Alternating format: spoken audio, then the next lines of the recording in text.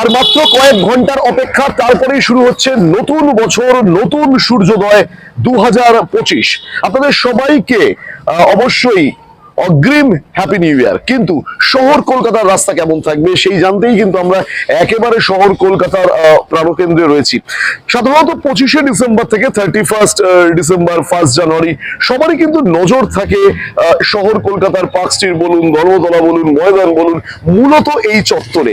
এই চত্বরের কিন্তু স্বাভাবিকভাবেই নিরাপত্তা ব্যবস্থা প্রচন্ড আঁটোসাঁটো থাকছে। কলকাতা পুলিশের কিন্তু অবশ্যই সাদা পোশাকের পুলিশ এবার অনেক অনেক বেশি থাকছে। প্রায় 1000 থেকে 1500 পুলিশ কর্মী কিন্তু এই রাতগুলোতে, অর্থাৎ 31st নাইট কিংবা 25শে ডিসেম্বরের রাতে কিন্তু বেশি থাকছে। এবং এর পাশাপাশি আরপিএফ কর্মীরা থাকছে। আরপিএফ কর্মীরা সাধারণত আপনারা জানেন যে শহর কলকাতার কিংবা যে কোনো শহরেই, বিশেষ করে মেট্রোপলিটন শহরে মেট্রো হচ্ছে একেবারে লাইফ লাইন। সেক্ষেত্রে শহর কলকাতার দিকে যদি এক নজরে যদি তাকানো যায়, তাহলে একদিকে হচ্ছে গড়িয়া থেকে সরাসরি মেট্রো চলে যাচ্ছে আপনার দমদম হয়ে দক্ষিণেশ্বর, অন্যদিকে আরো একটি মেট্রো পরিষেবা একেবারে হলুদ লাইন মেট্রো, সেটা কিন্তু কার্যত দুটো ভাগে ভাগ হয়ে যাচ্ছে। কখনো চলে যাচ্ছে হাওড়া, তো কখনো চলে যাচ্ছে শিয়ালদা। এই সমস্ত জায়গায় আরপিএফ কর্মীরা তারা কিন্তু এবার অতিরিক্ত থাকছে এবং মেট্রো পরিষেবা অহরহ থাকছে। এবং সব থেকে বড় কথা, সাধারণত এই সময় যেহেতু মেট্রোতে প্রচুর ভিড় হয়, তাই জন্য প্ল্যাটফর্মে কিন্তু প্রচুর আরপিএফ কর্মী থাকবে। অর্থাৎ মেট্রো শহর কলকাতার একটা লাইফ লাইন, সেই লাইফ লাইনকে কেন্দ্র করে মেট্রো পরিষেবা যেন ঠিকঠাক থাকে এবং সেখানে যেন নিরাপত্তা ব্যবস্থা ঠিকঠাক থাকে, সেদিকে কিন্তু নজর থাকছে।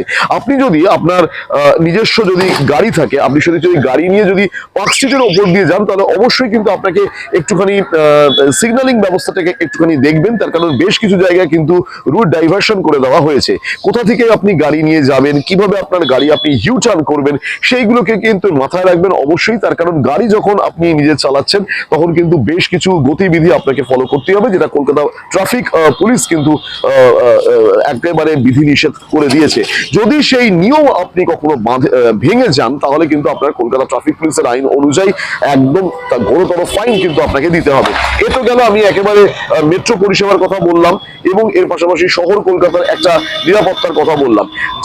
স্বাভাবিকভাবেই যারা ইতিমধ্যে বেরিয়েছেন, গায়ে ঠান্ডা গরমের পোশাক আছে, তারা ভাবছেন যে ঠান্ডা কি জাঁকিয়ে পড়বে। হ্যাঁ, আবহাওয়া দপ্তর সূত্রে খবর আছে অবশ্যই ঠান্ডা কিন্তু আগামীকাল, অর্থাৎ যখন আপনারা এই প্রতিবেদন দেখছেন একেবারে 2025-এর 1 জানুয়ারি থেকে ঠান্ডা কিন্তু খানিকটা জাঁকিয়ে পড়তে পারে। তার কারণ 5ই জানুয়ারি থেকে শুরু হচ্ছে গঙ্গাসাগর মেলা এবং গঙ্গাসাগর মেলা যখন শুরু হয় তখনই খানিকটা ঠান্ডার প্রকোপ থাকে। এবং ইতিমধ্যেই কিন্তু গঙ্গাসাগর মেলা যেহেতু শুরু হচ্ছে, একেবারে গঙ্গা সংলগ্ন কিংবা ধর্মতলা সংলগ্ন, বাবুঘাট সংলগ্ন বেশ কিছু জায়গায় ক্যাম্প হয়ে গেছে। দূর দূরান্ত থেকে, দেশের বিভিন্ন প্রান্ত থেকে সাধু সন্ন্যাসীরা আসেন, তারা এই সমস্ত ক্যাম্পে থাকেন। সুতরাং সেখানেও কিন্তু একটা নিরাপত্তার কড়া বেষ্টনী থাকছে। প্রসঙ্গত আপনাকে বলে দিতে চাইবো, এই গঙ্গাসাগর মেলা নিরাপত্তার জন্য কিন্তু আপনারা জানেন যে গতকালই রাজ্যের ক্রীড়ামন্ত্রী অরূপ বিশ্বাস যে আগামী দিনে যে ডার্বি হবে না, সেটা কিন্তু তিনি জানিয়ে দিয়েছেন। সেই খবরও আপনারা পেয়েছেন। সবকিছু মিলিয়ে শহর কলকাতার মোটামুটি আমি একটা ছবি আপনাদের সামনে তুলে ধরার চেষ্টা করলাম। কলকাতার নিরাপত্তা ব্যবস্থা, ট্রাফিকের ব্যবস্থা এবং এর পাশাপাশি মেট্রো পরিষেবা এবং অবশ্যই কেমন হতে পারে এই শহর কলকাতার ওয়েদার আপডেট। আপনাদের সবাইকে আবারও জানাবো, নতুন বছর আপনাদের সবার খুব ভালো কাটুক।